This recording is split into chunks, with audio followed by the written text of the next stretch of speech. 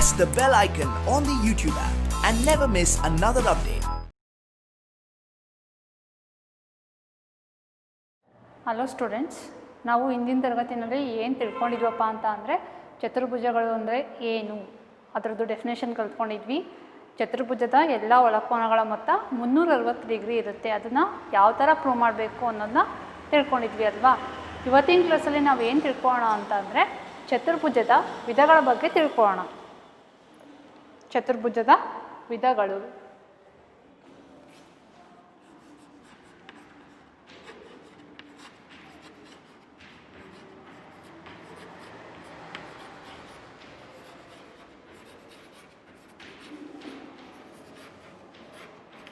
ಇಲ್ಲಿ ನಾನು ಏನು ಮಾಡ್ತೀನಪ್ಪ ಅಂದರೆ ಫಸ್ಟು ಚತುರ್ಭುಜದ ವಿಧಗಳಲ್ಲಿ ಕೆಲವೊಂದು ರೇಖಾಚಿತ್ರಗಳು ಬರ್ತವೆ, ಅವನ್ನ ಏನು ಮಾಡೋಣ ಡ್ರಾ ಮಾಡ್ಕೊಳ್ತಾ ಹೋಗೋಣ. ಆಮೇಲೆ ಅವುಗಳ ಬಗ್ಗೆ ಡೀಟೇಲಾಗಿ ತಿಳ್ಕೊಳ್ಳೋಣ.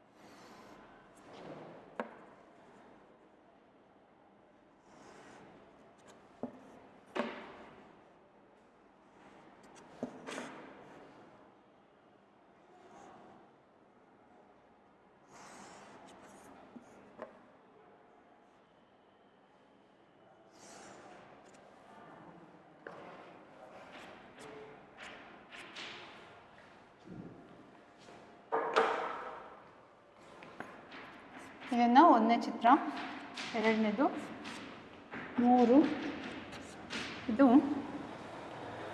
4ನೇದು, ಇದು 5, ಇದು 6. ಈಗ ಈ ರೇಖಾಚಿತ್ರಗಳಿಗೆ ನಾವೇನು ಮಾಡೋಣ ಅಂತಂದರೆ ನೇಮ್ ಕೊಡೋಣ ಮಕ್ಕಳೇ. ಇದಕ್ಕೆ ನಾನು ಎ, ಬಿ, ಸಿ, ಡಿ ಅಂತ ಕೊಡ್ತೀನಿ. ಇದಕ್ಕೆ ಪಿ, ಕ್ಯೂ, ಆರ್, ಎಸ್ ಅಂತ ಕೊಡ್ತೀನಿ. ಇದಕ್ಕೆ L L M N R ಅಂತ ಕೊಡ್ತೀನಿ. ಇದಕ್ಕೆ ಎಕ್ಸ್ ವೈ ಝೆಡ್ ಡಬ್ಲ್ಯೂ ಅಂತ ಕೊಡೋಣ. ಇದಕ್ಕೆ ಡಿ ಇ ಎಫ್ ಜಿ ಅಂತ ಕೊಡೋಣ. ಇದಕ್ಕೆ ಎಸ್ ಟಿ ಯು ವಿ ಅಂತ ಕೊಡೋಣ. ಈಗ ಈ ಎಲ್ಲ ಚಿತ್ರಗಳನ್ನ ನಾವು ಒಂದೊಂದಾಗಿ ಸಪ್ರೇಟಾಗಿ ತಿಳ್ಕೊತ ಹೋಗೋಣ. ಯಾವ ಚಿತ್ರಕ್ಕೆ ಏನಂತಾರೆ ಇದನ್ನು ಆಲ್ರೆಡಿ ನೀವು ಎ ಸ್ಟ್ಯಾಂಡರ್ಡಲ್ಲಿ ಕಲ್ತಿದ್ದೀರಾ. ಇನ್ನೊಂದು ಸರಿ ನಿಮಗೆ ರಿಕಾಲ್ ಮಾಡ್ತೀನಿ ನೋಡಿ. ಇದು ಫಸ್ಟ್ ಒಂದು ರೇಖಾಚಿತ್ರ ಇದೆ ಅಲ್ವಾ. ಇದರಲ್ಲಿ ಏನು ಸಮಾಂತರವಾಗಿದೆ ಅಂತ ಅಂದರೆ ಒಂದು ಜೊತೆ ಅಭಿಮುಖ ಬಾಹುಗಳು ಸಮವಾಗಿದೆ ಅಲ್ವಾ. ಈ ಎ ಬಿ ಸಿ ಡಿ ಒಂದು ಚತುರ್ಭುಜ. ಇದು ಚತುರ್ಭುಜ ಹೌದಲ್ವಾ, ಯಾಕಂದರೆ 4 ಭುಜಗಳಿದ್ದಾವೆ ಇದಕ್ಕೆ, ಈ ರೇಖಾಚಿತ್ರಕ್ಕೆ. ಅದಕ್ಕೆ ಇದನ್ನು ಚತುರ್ಭುಜ ಅಂತ ಕರೀತಾರೆ. ಈ ಚತುರ್ಭುಜದಲ್ಲಿ ಏನಾಗಿದೆಯಪ್ಪ ಅಂತ ಅಂದರೆ ಒಂದು ಜೊತೆ ಅಭಿಮುಖ ಬಾಹುಗಳು ಏನಾಗಿದ್ದಾವೆ, ಸಮವಾಗಿದೆ. ಹಾಗಾದರೆ ಈ ರೇಖಾಚಿತ್ರಕ್ಕೆ ನಾವು ಏನಂತ ಕರಿತೀವಿ, ಟ್ರಾಪಿಜ್ಯ ಅಂತ ಕರಿತೀವಿ ಅಲ್ವಾ. ಚಿತ್ರ ಒಂದರಲ್ಲಿ ಒಂದು ಜೊತೆ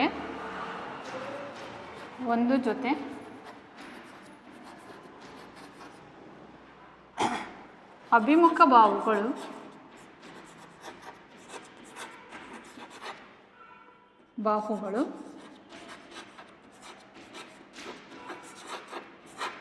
ಸಮಾಂತರವಾಗಿವೆ.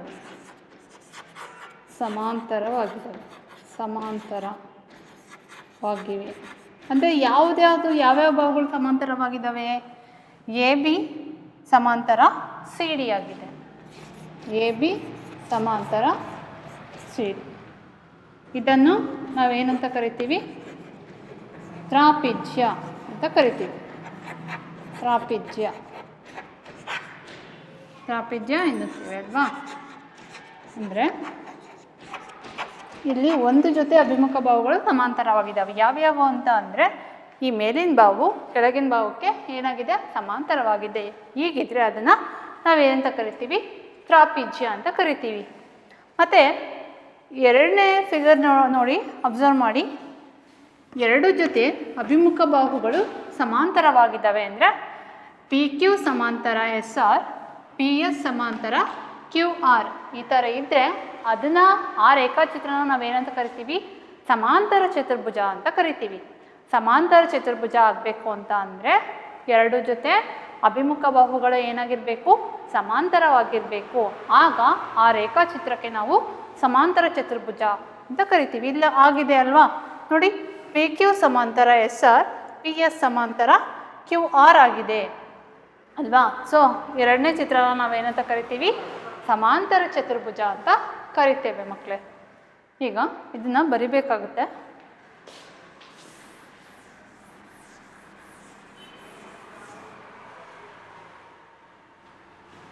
ಚಿತ್ರ ಎರಡರಲ್ಲಿ ಎರಡು ಜೊತೆ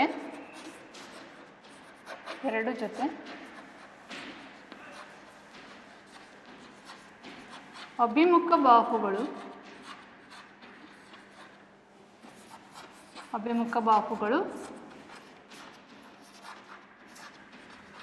ಸಮಾಂತರವಾಗಿವೆ.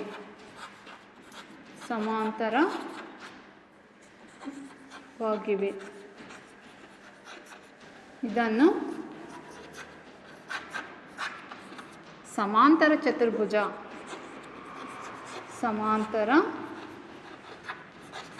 ಚತುರ್ಭುಜ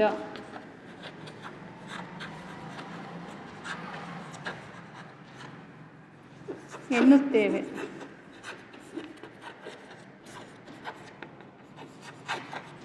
ಅಭಿಮುಖ ಬಾಹುಗಳು ಅಂದರೆ ಪಿ ಕ್ಯೂ ಸಮಾಂತರ ಎಸ್ ಆರ್. ಯಾವುದಕ್ಕಾಗಿದೆ ಅಂತ ಬರಿತಿದ್ದೀನಿ. ಪಿ ಕ್ಯೂ ಸಮಾಂತರ ಎಸ್ ಆರ್ ಮತ್ತು ಪಿ ಎಸ್ ಸಮಾಂತರ ಕ್ಯೂ ಆರ್, ಪಿ ಎಸ್ ಸಮಾಂತರ ಕ್ಯೂ ಆರ್ ಈ ಥರ ಇದ್ದರೆ ಅವನ್ನ ಆ ರೇಖಾಚಿತ್ರಕ್ಕೆ ಏನಂತ ಕರಿತೀವಿ? ಸಮಾಂತರ ಚತುರ್ಭುಜ ಅಂತ ಕರಿತೀವಿ. ಅಭಿಮುಖ ಬಾಹುಗಳು ಎಷ್ಟು ಜೊತೆ? 2 ಜೊತೆ ಅಭಿಮುಖ ಬಾಹುಗಳು ಸಮಾಂತರವಾಗಿದ್ದರೆ ಆ ರೇಖಾಚಿತ್ರಕ್ಕೆ ಸಮಾಂತರ ಚತುರ್ಭುಜ ಅಂತ ಕರಿತೇವೆ. ನೆಕ್ಸ್ಟು 3ನೇ ಚಿತ್ರನ ನೋಡೋಣ. ಇಲ್ಲಿ ನೋಡಿ, ಇಲ್ಲಿನೂ ಕೂಡ 2 ಜೊತೆ ಅಭಿಮುಖ ಬಾಹುಗಳು ಸಮಾಂತರವಾಗಿದ್ದಾವೆ ಅಲ್ವಾ? ಎಲ್ ಎಂ ಸಮಾಂತರ ಆರ್ ಎನ್, ಎಲ್ಲ ಸಮಾಂತರ ಎಮ್ ಎನ್ ಆಗಿದೆ. ಮತ್ತು ಇದರಲ್ಲಿ ಯಾವುದಾದ್ರೂ ಕೋನಗಳು ಎಷ್ಟಿರುತ್ತೆ ಅಂತ ಅಂದರೆ ಎಲ್ಲ ಕೋನಗಳು 90 ಡಿಗ್ರಿ ಇರುತ್ತೆ, 90 ಡಿಗ್ರಿ ಇರುತ್ತೆ. ಬಟ್ ಇಲ್ಲಿ ಏನು ಅಬ್ಸರ್ವ್ ಮಾಡ್ಬೋದಪ್ಪ ಅಂತ ಅಂದರೆ, ಈ ಬಾಹು ಇದೆಯಲ್ವ, ಮೇಲಿನ ಬಾಹು ಕೆಳಗಿನ ಬಾಹುಗೆ ಸಮ ಇರುತ್ತೆ. ಈ 2 ಬಾಹುಗಳನ್ನ ಕಂಪೇರ್ ಮಾಡಿದ್ವಿ ಅಂತ ಅಂದರೆ ಈ ಕಡೆ ಎಡಗಡೆ ಮತ್ತು ಬಲಗಡೆ ಇರೋ ಬಾಹುಗಳು ಏನಾಗಿರ್ತವೆ? ಆ ಅಳತೆಗಳಿಗಿಂತ ಕಡಿಮೆ ಅಳತೆ ಇರುತ್ತೆ. ಇದನ್ನು ನಾವೇನಂತ ಕರಿತೀವಿ? ಆಯತ ಅಂತ ಕರಿತೀವಿ ಅಲ್ವಾ? ನೋಡಿ, 2 ಜೊತೆ ಅಭಿಮುಖ ಬಾಹುಗಳು ಸಮ ಮತ್ತು ಎಲ್ಲ ಬಾಹುಗಳು 90 ಕೋನಗಳು 90 ಡಿಗ್ರಿ ಇರುತ್ತೆ. ಅಂತಹ ಚತುರ್ಭುಜವನ್ನು ನಾವು ಏನಂತ ಕರಿತೀವಿ? ಆಯತ ಅಂತ ಕರಿತೀವಿ. ಗೊತ್ತಿದೆ ನಿಮಗೆ? ಇದನ್ನು ನಾವೇನು ಹೇಳಿರ್ತೀವಿ ಅದನ್ನು ಬರಿಬೇಕಾಗುತ್ತೆ. ಚಿತ್ರ 3ರಲ್ಲಿ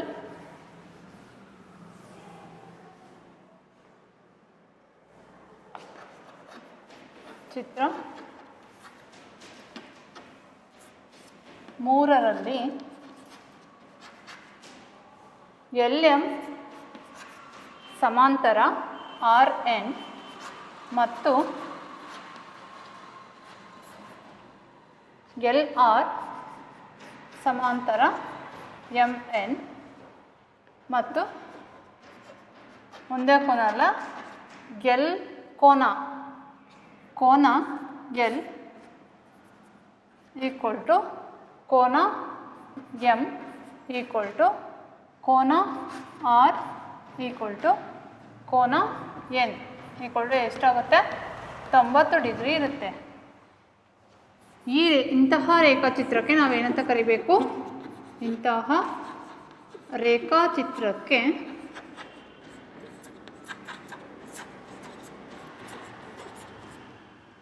ಆಯತ ಎನ್ನುತ್ತೇವೆ. ಓಕೆನಾ ಮಕ್ಕಳ? 2 ಜೊತೆ ಅಭಿಮುಖ ಬಾಹುಗಳು ಸಮವಾಗಿದೆ, ಅದನ್ನು ಸಮಾಂತರ ಚತುರ್ಭುಜ ಅಂತ ಕರಿತೀವಿ. ಸಮಾಂತರ ಚತುರ್ಭುಜ ಅಂದರೆ ಏನು ಅಂತ ನಾನು 2ನೇ ರೇಖಾಚಿತ್ರನ ಹೇಳುವಾಗ ಹೇಳಿದ್ದೀನಿ. ಏನಪ್ಪ ಸಮಾಂತರ ಚತುರ್ಭುಜ ಅಂದರೆ? 2 ಜೊತೆ ಅಭಿಮುಖ ಬಾಹುಗಳು ಸಮವಾಗಿರಬೇಕು. ಆ ರೇಖಾಚಿತ್ರಗೆ ಸಮಾಂತರ ಚತುರ್ಭುಜ ಅಂತ ಕರಿತೀವಿ. ಸೊ ಈ ಕಂಡೀಷನ್ ಪ್ರಕಾರ ಈ 3ನೇ ಚಿತ್ರ ಇದೆಯಲ್ವಾ, ಆ ಕಂಡೀಷನ್ಸ್ ಎಲ್ಲ ಇದೆ ಅಲ್ವಾ ಇದರಲ್ಲಿ? ಅಂದರೆ 2 ಜೊತೆ ಅಭಿಮುಖ ಬಾಹುಗಳು ಸಮಾಂತರವಾಗಿದೆ ಅಂದರೆ ಎಲ್ ಎಮ್ ಸಮಾಂತರ ಆರ್ ಎನ್ ಮತ್ತು ಎಲ್ ಆರ್ ಸಮಾಂತರ ಎಮ್ ಎನ್ ಆಗಿದೆ. ಇಲ್ಲಿ ಒಳಕೋನಗಳು ಎಷ್ಟಿದೆ? ಒಂದೊಂದನೇ ಸಪ್ರೇಟ್ ತೊಗೊಂಡ್ರೆ 90 ಡಿಗ್ರಿ ಇದೆ. ಸೊ ಇಂತಹ ರೇಖಾಚಿತ್ರನ ನಾವೇನಂತ ಕರಿಬೇಕು? ಆಯತ ಅಂತ ಕರಿತೇವೆ. ನೆಕ್ಸ್ಟು 4ನೇ ಚಿತ್ರಕ್ಕೆ ಹೋಗೋಣ, ರೇಖಾಚಿತ್ರಕ್ಕೆ. ಸೊ ಇಲ್ಲಿ 4ನೇ ರೇಖಾಚಿತ್ರನ ಅಬ್ಸರ್ವ್ ಮಾಡಿದಾಗ ಇಲ್ಲಿನೂ ಕೂಡ 2 ಜೊತೆ ಅಭಿಮುಖ ಬಾಹುಗಳು ಏನಾಗಿದ್ದಾವೆ? ಸಮಾಂತರವಾಗಿದ್ದಾವೆ ಮತ್ತು ಎಲ್ಲ ಬಾಹುಗಳು ಏನಾಗಿದ್ದಾವೆ? ಸಮ ಆಗಿದ್ದಾವೆ, ಸಮಾಂತರವಾಗಿದೆ. ನೋಡಿ, ಅಭಿಮುಖ ಬಾಹುಗಳು ಸಮಾಂತರ ಮತ್ತು ಎಲ್ಲ ಕೋನಗಳು ಎಷ್ಟಿದ್ದಾವೆ ಅಂತ ಅಂದರೆ 90 ಡಿಗ್ರಿ ಇದ್ದಾವೆ. ಸೊ ಇಂಥ ರೇಖಾಚಿತ್ರಕ್ಕೆ ಏನಂತ ಕರಿತೀವಿ? ವರ್ಗ ಅಂತ ಕರಿತೀವಿ. ಇದು ವರ್ಗ ಅಂತ ಕರಿತೇವೆ. ಸೊ ಇಲ್ಲಿ ವರ್ಗ ಮತ್ತು ಆಯತಕ್ಕೆ ಏನು ಒಂದು ವ್ಯತ್ಯಾಸ ಇದೆ ಅಂತ ಅಂದರೆ, ಇಲ್ಲಿ ಅಭಿಮುಖ ಬಾಹುಗಳು ತಗೊಂಡಾಗ ನೋಡಿ, ಮೇಲಿಂದು ಬಾಹು ಕೆಳಗಿನ ಬಾಹುಗೆ ಏನಾಗಿರುತ್ತೆ? ಅಳತೆನಲ್ಲಿ ಈಕ್ವಲ್ ಇರುತ್ತೆ, ಸಮ ಇರುತ್ತೆ. ಮತ್ತು ಎಡಗಡೆದು ಬಾಹು ಬಲಗಡೆ ಬಾಹುಗೆ ಏನಾಗಿರುತ್ತೆ? ಸಮ ಇರುತ್ತೆ. ಅಂದರೆ ಈ ಅಳತೆಗೆ ಮೇಲೆ ಮತ್ತು ಕೆಳಗಿನ ಬಾಹುಗಳ ಅಳತೆಗೆ ಈ ಎಡಗಡೆ ಮತ್ತು ಬಲಗಡೆ ಇರತಕ್ಕಂಥ ಬಾಹುಗಳು ಏನಾಗಿರ್ತವೆ? ಕಡಿಮೆ ಅಳತೆನ ಹೊಂದಿರ್ತವೆ. ಆದರೆ ವರ್ಗದಲ್ಲಿ ಆಗೋಗೋದಿಲ್ಲ. ಏನಾಗಿರುತ್ತಪ್ಪ ಅಂತ ಅಂದರೆ ಎಲ್ಲ ಬಾಹುಗಳ ಅಳತೆಗಳು ಸಮ ಆಗಿರುತ್ತೆ. ಮತ್ತು ಅಭಿಮುಖ ಬಾಹುಗಳು ಸಮ ಇರ್ತವೆ. ಕೋನಗಳು ಎಷ್ಟಿರ್ತವೆ ಅಂತ ಅಂದರೆ ಸಪ್ರೇಟ್ ತಗೊಂಡ್ರೆ 90 ಡಿಗ್ರಿ ಇರುತ್ತೆ. ಸೊ ಇಂತಹ ರೇಖಾಚಿತ್ರನ ನಾವು ವರ್ಗ ಅಂತ ಕರಿತೀವಿ. ಆಯತ ಮತ್ತು ವರ್ಗಕ್ಕೆ ಇಷ್ಟೇ ಡಿಫ್ರೆನ್ಸ್ ಇರೋದು. ಎಲ್ಲ ಬಾಹುಗಳು ಸಮ, ಇಲ್ಲಿ ಅಭಿಮುಖ ಬಾಹುಗಳು ಸಮ ಆಗಿರ್ತವೆ. ಅಳತೆಯನ್ನು ನಾನು ಹೇಳಿದ್ದೀನಿ ಹೆಂಗಿರುತ್ತೆ ಇದರಲ್ಲಿ ಅಳತೆ ಅಂತ ಹೇಳಿದ್ದೀನಲ್ವಾ. ಸೊ ವರ್ಗ ಇದನ್ನು ಏನಂತ ಕರೀತಾರೆ? ತ್ರಾಪಿಜ್ಯ ಅಂತ ಕರೀತಾರೆ. ತ್ರಾಪಿಜ್ಯ ಇದು ಸಮಾಂತರ ಚತುರ್ಭುಜ. ಸಮಾಂತರ ಚತುರ್ಭುಜಕ್ಕೆ ಚ ಅಂತ ಬರೀತೀವಿ. ಸ ಅಂದರೆ ಸಮಾಂತರ, ಚ ಅಂದರೆ ಚತುರ್ಭುಜ. ಇದನ್ನು ಆಯತ ಅಂತ ಕರೀತಾರೆ. ಇದನ್ನೇನಂತ ಕರೀತಾರೆ? ವರ್ಗ ಅಂತ ಕರೀತಾರೆ. ವರ್ಗ ಅಂತ ಕರೀತಾರೆ. ಓಕೆನಾ? ನೋಡಿ, ನಾವು 5ನೇ ಚಿತ್ರಕ್ಕೆ ಹೋಗೋಣ. ಇಲ್ಲಿ ಏನಾಗುತ್ತಪ್ಪ ಅಂತ ಅಂದರೆ ಎಲ್ಲ ಬಾಹುಗಳು ಸಮ ಇರ್ತವೆ. ಎಲ್ಲ ಬಾಹುಗಳು ಸಮ ಮತ್ತು ಅಭಿಮುಖ ಬಾಹುಗಳು ಸಮ ಇರ್ತವೆ. ಸೊ ಈ ಥರ ಇದ್ದರೆ ಅದನ್ನು ನಾವು ಏನಂತ ಕರಿತೀವಿ? ವಜ್ರಾಕೃತಿ ಅಂತ ಕರಿತೀವಿ. ಏನಂತ ಕರಿತೀವಿ? ವಜ್ರಾಕೃತಿ. ವಜ್ರಾಕೃತಿ ಅಂತ ಕರಿತೇವೆ. ಸೊ ಇಲ್ಲಿ D G equal to G F equal to F E equal to ಏನು? E D. ಈ ಥರ ಇದ್ದರೆ ಅದನ್ನು ವಜ್ರಾಕೃತಿ ಅಂತ ಕರಿತೇವೆ. ಓಕೆನಾ? ನೆಕ್ಸ್ಟು 6ನೇ ಚಿತ್ರಕ್ಕೆ ಹೋಗಬೇಕು ಅಂತ ಅಂದರೆ ನಾನು 4ನೇ ಚಿತ್ರದ್ದು ಡೆಫಿನೇಷನ್ ಬರಲಿಲ್ಲ ಅಲ್ವಾ. ಸೊ ಅದನ್ನು ಈಗ ಬರೆಯೋಣ. ವಜ್ರಾಕೃತಿ ಮತ್ತು ವರ್ಗದ್ದು ಎರಡನ್ನೂ ಅಟ್ ಎ ಟೈಮ್ ಬರ್ಕೊಳ್ಳೋಣ.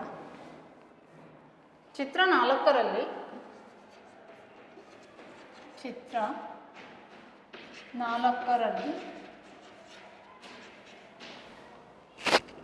XY ಸಮಾಂತರ WZ ಮತ್ತು XW ಸಮಾಂತರ YZ. XW ಸಮಾಂತರ YZ ಮತ್ತು XY equal to YZ equal to WZ equal to ಏನು? XW. ಇದನ್ನು ನಾವೇನಂತ ಕರಿತೀವಿ? ವರ್ಗ ಎನ್ನುತ್ತೇವೆ.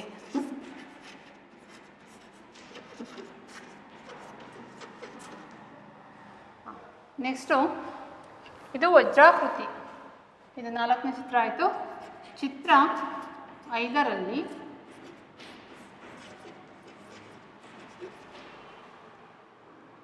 ಡಿ ಇ ಈಕ್ವಲ್ ಟು, ಅಥವಾ ನಾವಿಲ್ಲಿ ಏನು ಬರ್ತಿದ್ದೀವೋ ಅದು ಬರ್ಕೊಳ್ಳೋಣ. ಹೆಂಗಾದರೂ ಬರಿಬೋದು. D E equal to E F equal to F C equal to G D ಅಂತ ಏನಾದರೂ ಬರಿಬೋದು. ನಾನು ಇಲ್ಲಿ ಬರ್ತಿದ್ದೀನಲ್ಲ ಆ ಥರನಾದರೂ ಬರಿಬೋದು. D G equal to G F equal to F E equal to ಏನು? E D. ಸೊ ಇದನ್ನು ನಾವೇನಂತ ಕರಿತೀವಿ? ವಜ್ರಾಕೃತಿ. ಇದನ್ನು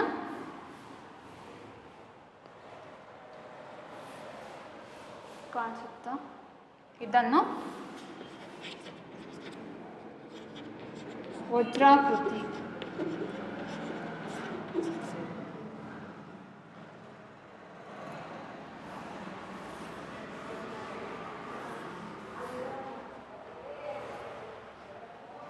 ಚಿತ್ರ 5ರಲ್ಲಿ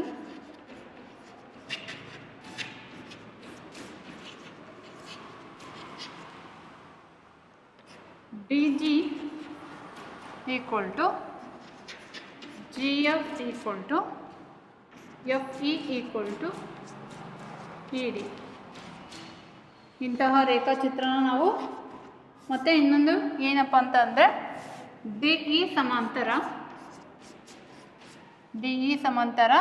ಜಿ ಎಫ್ ಮತ್ತು ಡಿ ಜಿ ಸಮಾಂತರ ಇ ಎಫ್. ಡಿ ಜಿ ಸಮಾಂತರ ಇ ಎಫ್. ಇಂತಹ ರೇಖಾಚಿತ್ರವನ್ನು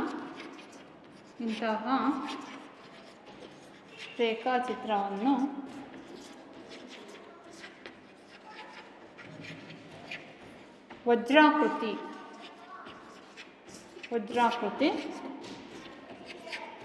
ಎನ್ನುತ್ತೇವೆ.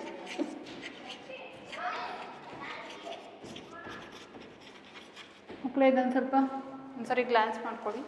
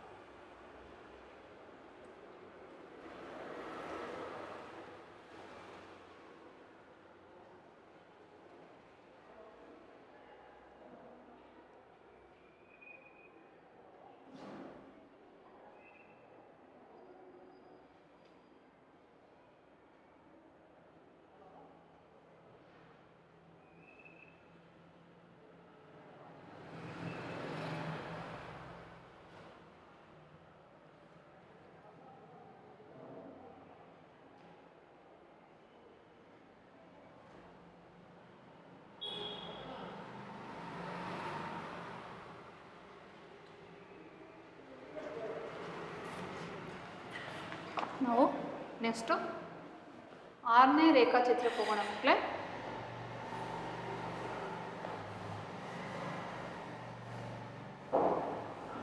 ಈ 6ನೇ ರೇಖಾಚಿತ್ರದಲ್ಲಿ ನಾವು ಏನು ಅಬ್ಸರ್ವ್ ಮಾಡ್ಬೋದಪ್ಪ ಅಂತಂದರೆ, ಎಸ್ ವಿ ಸಮಾಂತರ ಎಸ್ ಟಿ ಅಥವಾ S T equal to S V ಮತ್ತು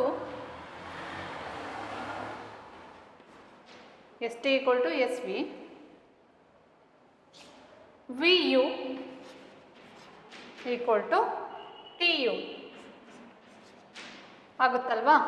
ಸೊ ಇಲ್ಲಿ ಏನಾಗಿದೆ ಅಂತ ಅಂದರೆ, ಎರಡು ಜೊತೆ ಪಾರ್ಶ್ವಬಾಹುಗಳು, ಏನು ಹೇಳ್ರಿ, ಪಾರ್ಶ್ವಬಾಹುಗಳು. ಪಾರ್ಶ್ವ ಅಂತ ಅಂದರೆ ಅಕ್ಕಪಕ್ಕದಲ್ಲಿ ಇರ್ತಕ್ಕಂಥ ಬಾಹುಗಳು ಸಮವಾಗಿರ್ತವೆ, ಅಭಿಮುಖ ಬಾಹುಗಳು ಸಮವಾಗಿರೋದಿಲ್ಲ.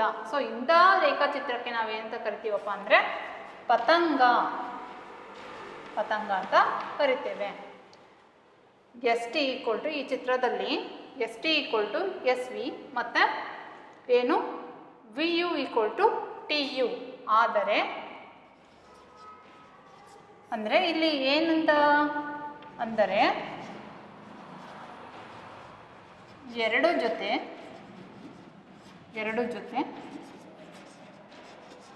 ಪಾರ್ಶ್ವಬಾಹುಗಳು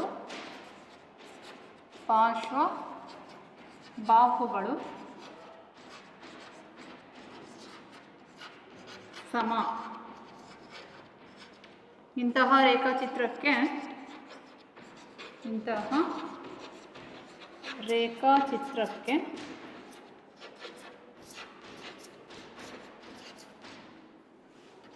ಪತಂಗ ಎಂದು ಕರೆಯುತ್ತೇವೆ. ಓಕೆನಾ ಮಕ್ಕಳೇ? ಇಲ್ಲಿ ಏನಾಗಿರೋದಿಲ್ಲ ಅಂದರೆ, ಪತಂಗದಲ್ಲಿ ಅಭಿಮುಖ ಬಾಹುಗಳು ಸಮ ಇರೋದಿಲ್ಲ. ಯಾವ ಸಮ ಇರುತ್ತವೆ ಅಂತ ಅಂದರೆ ಪಾರ್ಶ್ವಭಾವಗಳು ಮಾತ್ರ ಸಮ ಇರ್ತವೆ. ಸೊ ಇಂತಹ ರೇಖಾಚಿತ್ರಕ್ಕೆ ನಾವು ಪತಂಗ ಅಂತ ಕರಿತೇವೆ. ಗೊತ್ತಾಯ್ತಲ್ವಾ? ಟ್ರಾಪಿಜ್ಯ ಅಂದರೆ ಏನು, ಸಮಾಂತರ ಚತುರ್ಭುಜ ಅಂದರೆ ಏನು, ವರ್ಗ ಅಂದರೆ ಏನು, ಆಯತ ಅಂದರೆ ಏನು, ವಜ್ರಾಕೃತಿ ಅಂದರೆ ಏನು, ನೆಕ್ಸ್ಟು ಪತಂಗ ಅಂದರೆ ಏನು ಅಂತ ಗೊತ್ತಾಯಿತು. ಸೊ ಇಲ್ಲಿ ಮತ್ತು ನೆಕ್ಸ್ಟು ಏನು ಹೇಳ್ಬೋದಪ್ಪ ಅಂತ ಅಂದರೆ, ಇಲ್ಲಿ ಸಮಾಂತರ ಚತುರ್ಭುಜ ಇದೆ ಅಲ್ವಾ, ಸಮಾಂತರ ಚತುರ್ಭುಜ ತ್ರಾಪಿಜ್ಯ ಆಗಿರುತ್ತೆ. ಯಾಕಪ್ಪ ಅಂತ ಅಂದರೆ, ಸಮಾಂತರ ಚತುರ್ಭುಜ ಯಾಕೆ ತ್ರಾಪಿಜ್ಯ ಆಗಿರುತ್ತೆ ಅಂತ ಅಂದರೆ, ತ್ರಾಪಿಜ್ಯದು ಡೆಫಿನೇಷನ್ ಏನು ಅಂತ ಅಂದರೆ, ಒಂದು ಜೊತೆ ಅಭಿಮುಖ ಬಾಹುಗಳು ಸಮಾಂತರವಾಗಿರ್ತವೆ. ಇಲ್ಲಿ ಒಂದು ಕಂಡೀಷನ್ನು ಅಪ್ಲೈ ಆಗುತ್ತೆ. ಯಾವುದಕ್ಕೆ? ಸಮಾಂತರ ಚತುರ್ಭುಜಕ್ಕೆ. ಸಮಾಂತರ ಚತುರ್ಭುಜ ಅಂದರೆ ಏನು? ಎರಡು ಜೊತೆ ಅಭಿಮುಖ ಬಾಹುಗಳು ಸಮಾಂತರವಾಗಿರಬೇಕು ಅಂತ ಅಲ್ವಾ. ಇಲ್ಲಿ ಒಂದು ಕಂಡೀಷನ್ ಸ್ಯಾಟಿಸ್ಫೈ ಆಯಿತು ಅಂತ ಅಂದರೆ, ಇಲ್ಲಿ ಸಮಾಂತರ ಚತುರ್ಭುಜ ಏನಾಗಿರುತ್ತೆ ಅಂತ ಅಂದರೆ ತ್ರಾಪಿಜ್ಯ ಆಗಿರುತ್ತೆ ಅಂತ ಅರ್ಥ.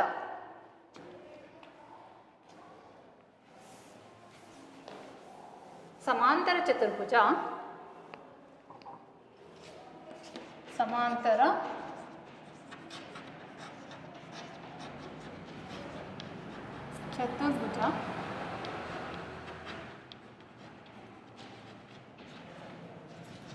ತ್ರಾಪಿಜ್ಯವಾಗಿರುತ್ತದೆ.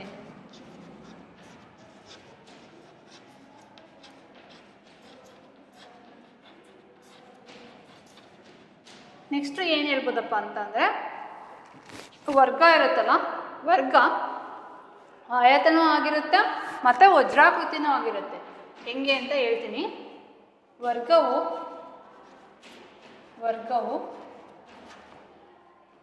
ಆಯತ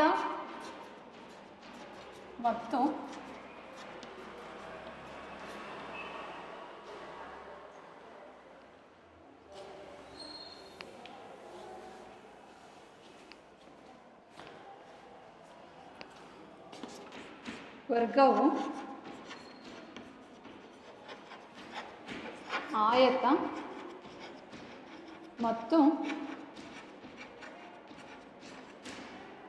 ವಜ್ರಾಕೃತಿಯಾಗಿರುತ್ತದೆ.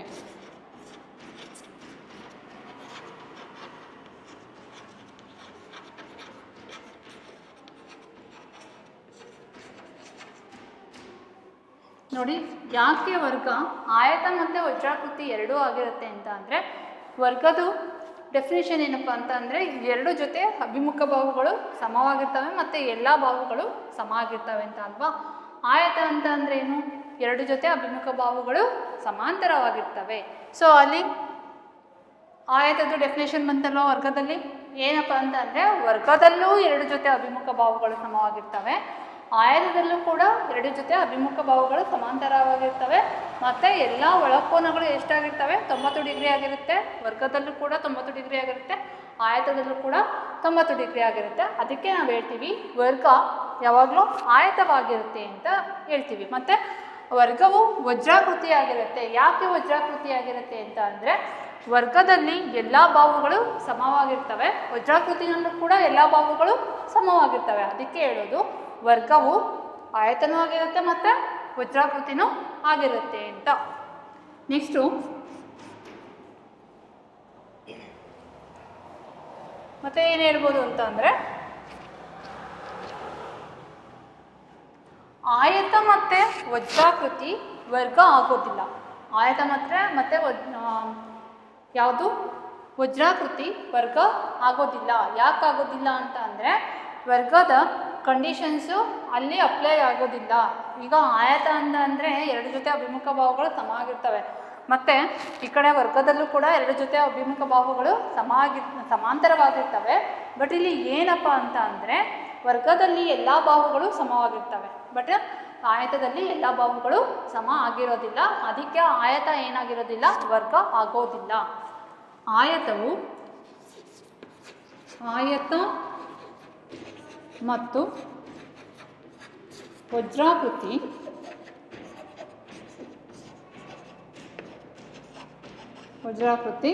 ವರ್ಗವಾಗುವುದಿಲ್ಲ.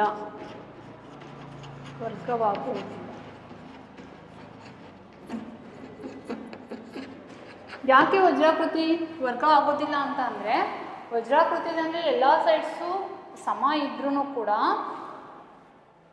ಅಲ್ಲಿ ಕೋನಗಳು ಎಷ್ಟಿರ್ತವೆ? 90 ಡಿಗ್ರಿ ಇರೋದಿಲ್ಲ. ಸೊ ಅದಕ್ಕೆ ವಜ್ರಾಕೃತಿ ಏನಾಗೋದಿಲ್ಲ? ವರ್ಗ ಆಗೋದಿಲ್ಲ. ಮತ್ತು ಪತಂಗ ಯಾವಾಗಲೂ ಸಮಾಂತರ ಚತುರ್ಭುಜ ಆಗೋದಿಲ್ಲ.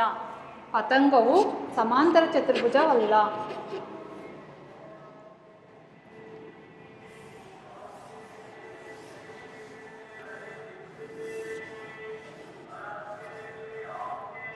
ಪತಂಗವು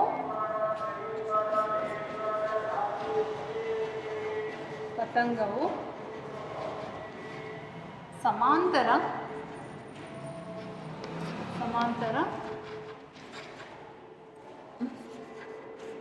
ಚತುರ್ಭುಜ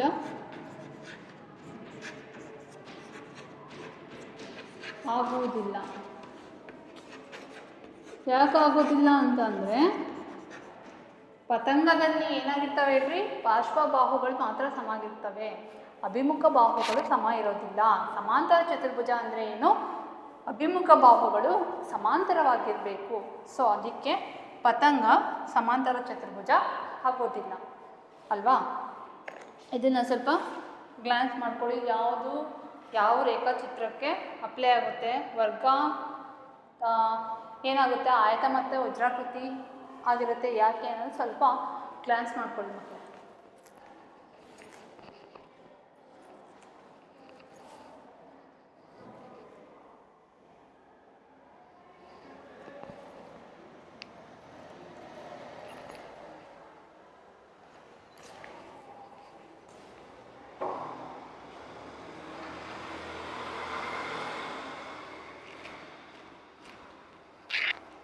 ಇಲ್ಲಿ ಮತ್ತೆ ತ್ರಾಪಿಜ್ಯ ಏನಾಗೋದಿಲ್ಲ ಅಂತ ಅಂದರೆ ಸಮಾಂತರ ಚತುರ್ಭುಜ ಆಗೋದಿಲ್ಲ. ತ್ರಾಪಿಜ್ಯ ಏನಾಗೋದಿಲ್ಲ, ಸಮಾಂತರ ಚತುರ್ಭುಜ ಆಗೋದಿಲ್ಲ. ಯಾಕೆ ಆಗೋದಿಲ್ಲ ಅಂತ ಅಂದರೆ ಇಲ್ಲಿ ಒಂದು ಜೊತೆ ಅಭಿಮುಖ ಬಾಹುಗಳು ಸಮ ಆಗಿರ್ತವೆ, ಸಮಾಂತರವಾಗಿರ್ತವೆ. ಸೊ ಅದಕ್ಕೆ ತ್ರಾಪಿಜ್ಯ ಏನಾಗೋದಿಲ್ಲ, ಸಮಾಂತರ ಚತುರ್ಭುಜ ಆಗೋದಿಲ್ಲ.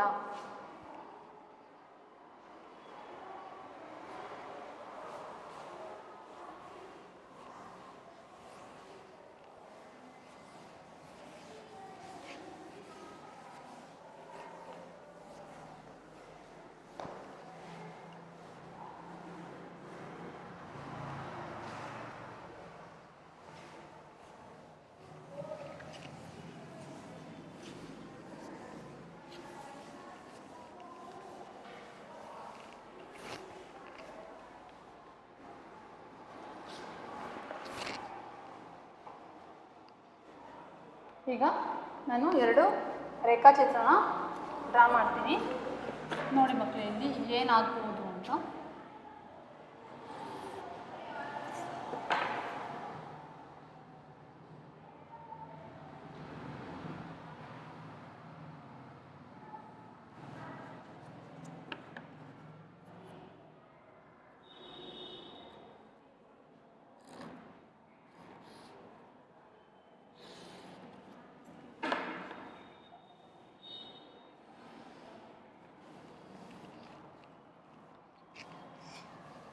ಈ ರೇಖಾಚಿತ್ರಕ್ಕೆ ಏನಂತ ಕರೀತಾರೆ, ಆಯತ ಅಂತ ಕರೀತಾರೆ.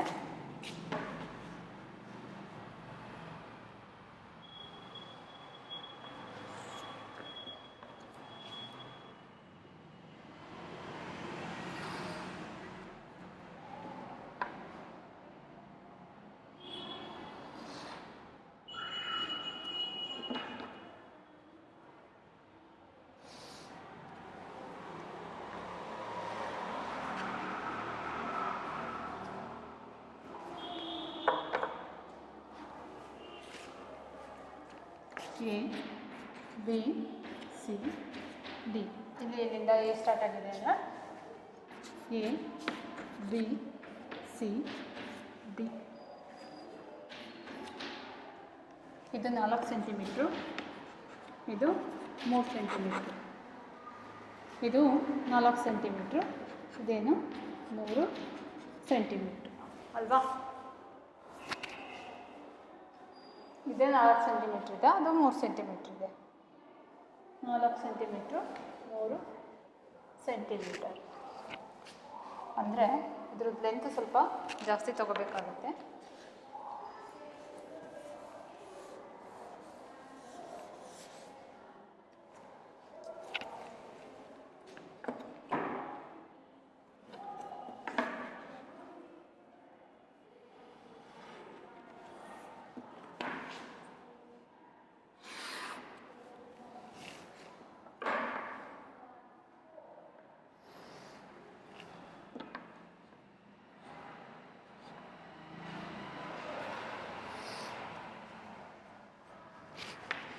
A B C D 4 centimetre 3 centimetre.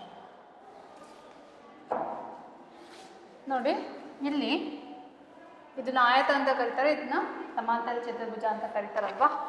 So ಇಲ್ಲಿ ನನಗೆ ಆಯತದ ವಿಸ್ತೀರ್ಣ ಬೇಕು ಮತ್ತು ಸಮಾಂತರ ಚತುರ್ಭುಜದ ವಿಸ್ತೀರ್ಣ ಬೇಕು.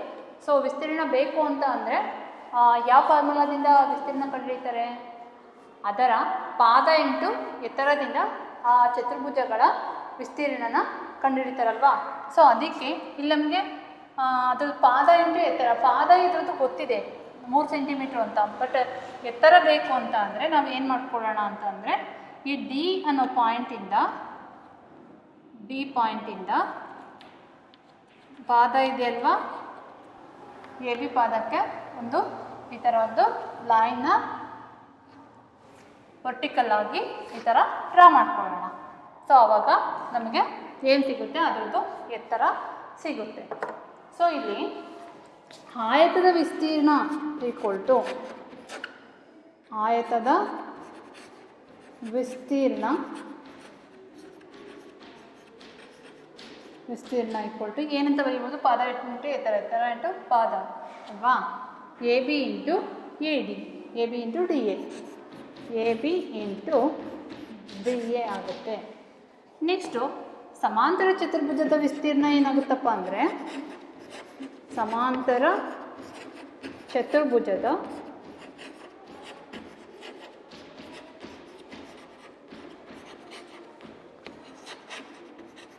ವಿಸ್ತೀರ್ಣ ಈಕ್ವಲ್ ಟು ಏನಂತ ಬರಿಬೋದು, ಇಲ್ಲಿ ನಾವು A B into A D ಅಂತ ಬರ್ಕೊಂಡಿದ್ದೀವಿ. ಇದನ್ನ ಇಲ್ಲಿ ಒಂದು ನೇಮ್ ಕೊಡಬೇಕಾಗುತ್ತೆ. ಏನಂತ ಕೊಟ್ಟಿದ್ದಾರೆ, ಪಿ ಅಂತ ಕೊಟ್ಟಿದ್ದಾರೆ. ಸೊ ಇಲ್ಲಿ ಪಾದ ಯಾವುದು, ಎ ಬಿ ಇಂಟು ಎತ್ತರ ಡಿ ಪಿ ಆಗಿದೆ ಅಲ್ವಾ. ಇಲ್ಲಿ ನಾವು ಯಾವುದ್ರದ್ದು ವಿಸ್ತೀರ್ಣ ಜಾಸ್ತಿ ಇದೆ ಅಂತ ಹೇಳ್ತೀವಿ ಅಂದರೆ ಆಯತದ ವಿಸ್ತೀರ್ಣ ಜಾಸ್ತಿ ಇದೆ ಅಂತ ಹೇಳ್ತೀವಿ. ಯಾಕೆ ಆಯತದ ವಿಸ್ತೀರ್ಣ ಜಾಸ್ತಿ ಇದೆ ಅಂತ ಅಂದರೆ, ನೋಡಿ ಇದರದ್ದು ಹೈಟ್ ಇದೆ ಅಲ್ವಾ, ಹೈಟ್ ಯಾವುದು, ಡಿ ಎ, ಅದರದ್ದು ಯಾವುದದ್ದು ಆಯತದ ಎತ್ತರ. ಸಮಾಂತರ ಚತುರ್ಭುಜದ ಎತ್ತರ ಏನಾಗಿದೆ ಅಂತ ಅಂದರೆ, ಇದಕ್ಕೆ ಹೋಲಿಸಿದರೆ ಇದರದ್ದು ಹೈಟ್ ಎತ್ತರ ಏನಾಗಿರುತ್ತೆ, ಕಡಿಮೆ ಇರುತ್ತೆ. ಸೊ ಅದಕ್ಕೆ ನಾವು ಏನಂತ ಹೇಳ್ತೀವಿ, ಆಯತದ ವಿಸ್ತೀರ್ಣ ಸಮಾಂತರ ಚತುರ್ಭುಜದ ವಿಸ್ತೀರ್ಣಕ್ಕಿಂತ ಕಡಿಮೆ ಇದೆ. ಸೊ ಅದನ್ನು ನಾವು ಏನಂತ ಬರಿಬೋದು, ರೀಸನ್ ಏನಪ್ಪ ಅಂತ ಅಂದರೆ D A is greater than, ಜಾಸ್ತಿ ಇದೆ ಯಾವುದಕ್ಕೆ, ಡಿ ಪಿಗಿನ ಜಾಸ್ತಿ ಇದೆ. ಸೊ ಅದಕ್ಕೆ ಆಯತದ ವಿಸ್ತೀರ್ಣ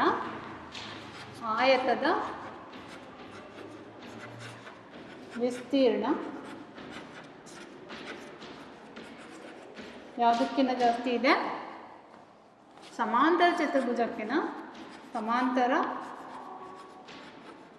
ಸಮಾಂತರ ಚತುರ್ಭುಜದ ವಿಸ್ತೀರ್ಣಕ್ಕಿಂತ ಜಾಸ್ತಿ ಇದೆ.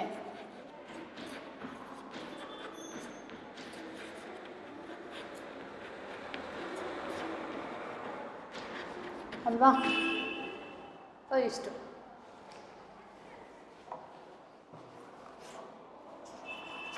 ನೋಡಿ, ನೀವು ಸ್ವೀಟ್ ತಿಂದಿರಲ್ವಾ, ಯಾವುದು ಬರ್ಫಿ ಅಂತ ಅಂದ್ಕೊಳ್ಳಿ. ಬರ್ಫಿ ಶೇಪ್ ನೋಡಿದ್ದೀರಾ, ಈ ಶೇಪಲ್ಲಿ ಇರುತ್ತೆ ಬರ್ಫಿ. ಯಾಕೆ ಅದೇ ಶೇಪಲ್ಲಿ ಇರುತ್ತೆ ಅಂತ ಅಂದರೆ, ಆ ಒಂದು ತಟ್ಟೆನಲ್ಲಿ ಇಟ್ಟಿರ್ತಾರೆ.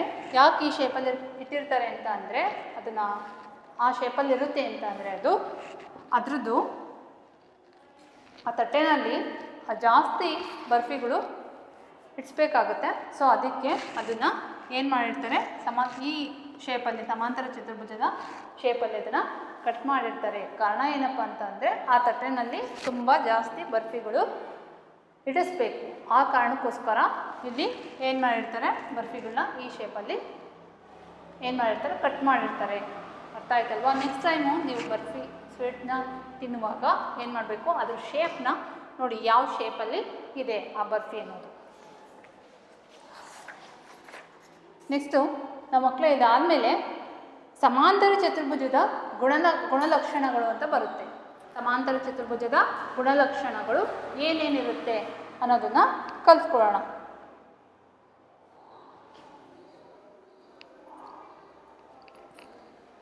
ಸಮಾಂತರ ಚತುರ್ಭುಜದ ಗುಣಲಕ್ಷಣಗಳ ಬಗ್ಗೆ ನಾವು ಏನು ಮಾಡೋಣ, ಮುಂದಿನ ಕ್ಲಾಸಲ್ಲಿ ತಿಳ್ಕೊಳ್ಳೋಣ. ಸೊ ಇವತ್ತಿನ ಕ್ಲಾಸಲ್ಲಿ ನಾವು ಏನೇನು ತಿಳ್ಕೊಂಡ್ವಿ, ಸಮಾಂತರ ಚತುರ್ಭುಜದ ವಿಧಗಳು ಯಾವ್ಯಾವು, ಯಾವ ಸಮಾಂತರ ಚತುರ್ಭುಜ ಆಗುತ್ತೆ, ಯಾವ ಸಮಾಂತರ ಚತುರ್ಭುಜ ಆಗೋದಿಲ್ಲ, ಸಮಾಂತರ ಚತುರ್ಭುಜ ಅಂದರೆ ಏನು, ಮತ್ತು ಈ ಕಾನ್ಸೆಪ್ಟ್ ಬಗ್ಗೆ ತಿಳ್ಕೊಂಡ್ವಿ ಅಲ್ವಾ. ಸೊ ನೆಕ್ಸ್ಟ್ ಕ್ಲಾಸಲ್ಲಿ ಸಮಾಂತರ ಚತುರ್ಭುಜದ ಗುಣಲಕ್ಷಣಗಳು, ಅದಾದಮೇಲೆ ಆ ಗುಣಲಕ್ಷಣಗಳ ಮೇಲೆ ಮತ್ತು ಸಮಾಂತರ ಚತುರ್ಭುಜದ ವಿಧಗಳ ಮೇಲೆ ಕೆಲವೊಂದು ಉದಾಹರಣೆ ಲೆಕ್ಕಗಳು ಬರ್ತವೆ, ಅವನ್ನ ನಾವೇನು ಮಾಡೋಣ, ಸಾಲ್ವ್ ಮಾಡೋಣ. So thank you.